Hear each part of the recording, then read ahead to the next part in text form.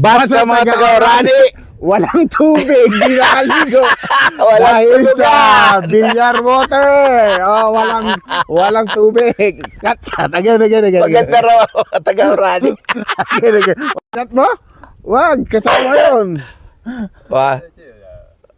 Ulitin natin, tapos banat ka ulit. 1, 2, 3. Okay. Basta mga taga-Orani. Walang ligo dahil wala pang tubig. Tubig, Hindi ka pa billiard. ba naliligo? Prime water. Naligo na. Maya talaga may Kagabi, water cut. Di Oo nga nakapag-shower naman. dahil nga sa tubig. Ano? Anyway, again. Kaya ako di pa naliligo. Buti na lang, mabango din. Okay, ulit. Okay. 1, 2, 3. Basta mga taga-Orani. Maganda ang ugali. Pero walang ligo. ligo.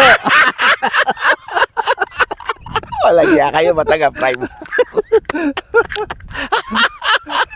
Okay, kaya katulad yan ang sinabi ko sa inyo kanina, sobrang ganda po dito sa bayan ng Orani. Kaya makikita niyo ang ilang mga lihim ng Orani. Hindi lamang sa hindi sila nakaliligo dahil wala silang tubig kadalasan, kundi sa napakaganda ng kalikasan. So punta na po kayo dito sa view deck na matatagpuan dito sa Barangay Tala. So kasama ko ang aking kapatid na si Master G at syempre ang aking super galing na videographer, photographer na pamangkin ni si Drac. Ayan, na nagtatrabaho din po siya dyan. Si Drac?